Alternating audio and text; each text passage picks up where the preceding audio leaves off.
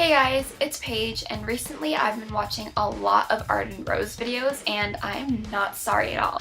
But a few weeks ago, she made a video about her book collection, and I was like, hey, what a great idea. I have a book collection, and I wanted to share it. So that's exactly what I'm going to be doing today. I'm obviously not gonna list like every single book that I have because I feel like that would get a little long and a little boring, but I'm just gonna mention a few of my favorites that I feel need to be pointed out, and like you have to read them because they're just so good. I'm going to start with my favorite book, but after that it's just gonna be whatever book I decide to pick up. So for my favorite book ever, like ever written, I've read it I think 3 or 4 times now. I actually have 2 copies of that, and it seems a little redundant before I explain to you, but it's Looking for Alaska by John Green. I feel like everyone has probably already read this book, but I'm still in love with it.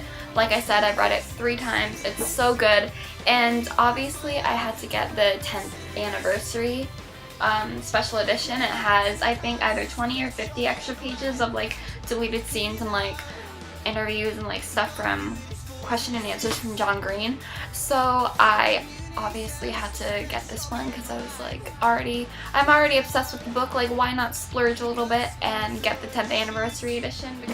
So the second like set of books I'm going to talk about are classics that I feel like you probably already have read again, but should read if you haven't yet, because they're, like I said, they're classics and just everyone has to read them in their lifetime. The first classic that I have is The Book Thief by Markus. I'm not even going to try to pronounce his last name, but I'll have a list of all the books that I'm mentioning with like the author's name and that kind of stuff in the description, so if you're interested you can go check that out.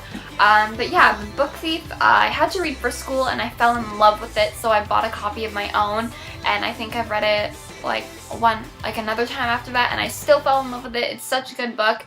It makes you kind of think about like the people and the Holocaust and like what kind of situations they were in, and it makes you like think about that today, which I found is really cool.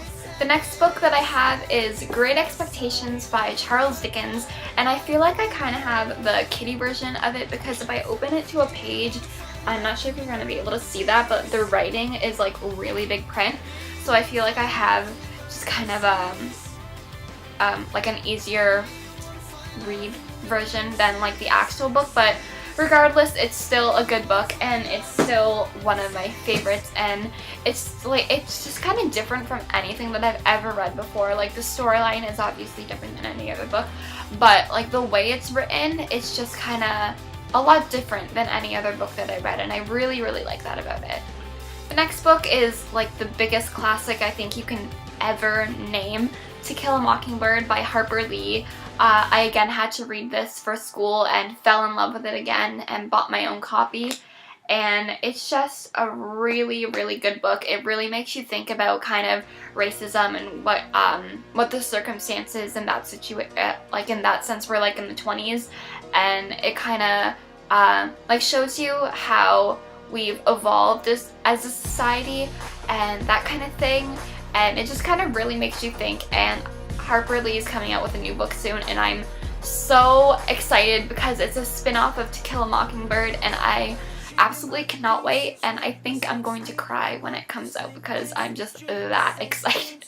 The last but certainly not least classic that I have is Room by Emma. Again, I'm not even going to pronounce her last name because I'm going to butcher it so bad, but it'll be in the description. And this is written in the mind of a 5-year-old, which I had to read it for school, and when my teacher was saying like, what all the books were about, he started with saying it's written in the mind of a 5-year-old, and I was like, is that gonna be like really annoying to read or like really stupidly written? But it's not at all. It's so well written, and since it is written in the mind of a 5-year-old, he'll say stuff that he doesn't fully understand since he is younger, but you do since you're a lot or so much older than him. So you kind of like pick up on little things that he wouldn't in the book, and you're kind of like, oh, like that's why that's happening right now. Like, he doesn't understand it, but like cool. I do. I don't know. It's just a really well written book. I really like it. Moving on from classics, the next set of books that I have isn't really like they don't kind of relate to each other actually at all, but there are a few of my favorites that I just thought I would share, and I feel like you again have to read them because they're just so good. The first book that or not first book, but the first one of this section isn't like a book, it's a poetry book. It's called Chasers of the Light, poems from the Typewriter series. It looks like this. I heard about it from Sam Faz when she, I think, did one of her favorites videos, I believe. But the inside, like every page is different. Like some look like that and some have like actual pictures, and they just have a poem inside obviously that he's written. And I just thought it was really cool because obviously it's poetry. Like all the poems don't relate to each other, and there's obviously no storyline since it is poetry and they like don't connect to each other. But I just thought it was really cool because I've never read like a full-on poetry book, and I thought I would give this one a try. If you want a good cry and a good read, I highly recommend The Fault in Our Stars by John Green. John Green is one of my favorite writers. You've probably already read it because, again, I feel like it's one of those books that everyone already has, but I still feel the need to talk about it because it's just that good. Paper Towns is coming out, which is another one of my favorite books, but yeah, The Fault in Our Stars, it hit me like a ton of bricks. I have never cried in a book, and I don't even think I was able to finish the last few pages because I was just sobbing for the entire time. It was so embarrassing, but I do not regret it at all because it was such a freaking good book. I loved it. So the last book that I'm gonna kind of in this section type thing is 13 Reasons Why by J. Asher.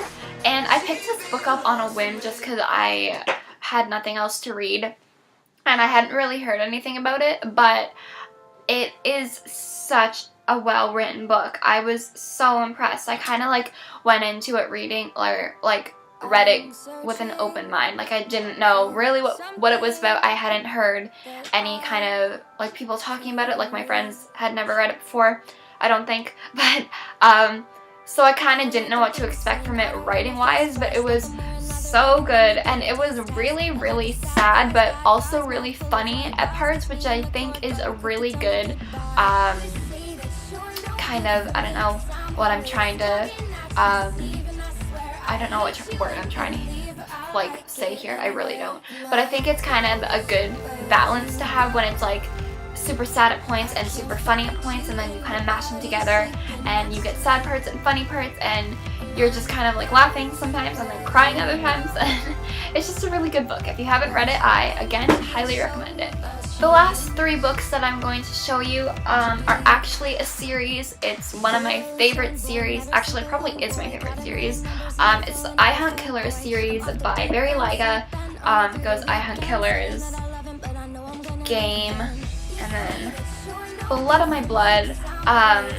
This, I don't even know. I think how I found out about this book is I went into chapters, and me and my friends, or me and my one friend specifically, hey Rebecca, we go into chapters and like we just kind of look around, and a lot of the times the books that we see are the same.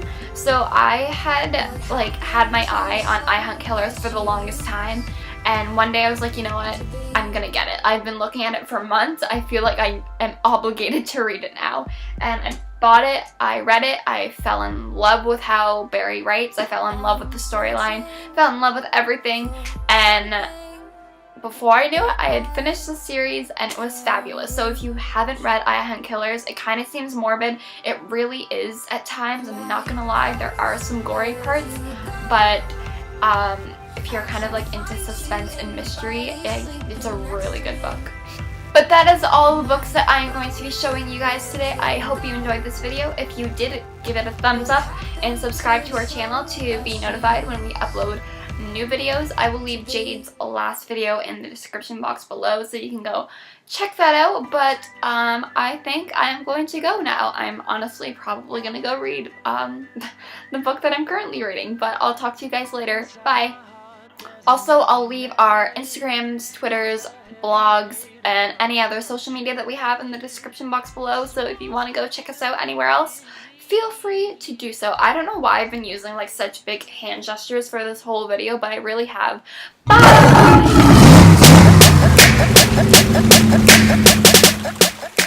I've been sitting here for so long, my foot fell asleep and it hurts so bad. Why do bad things happen to good people?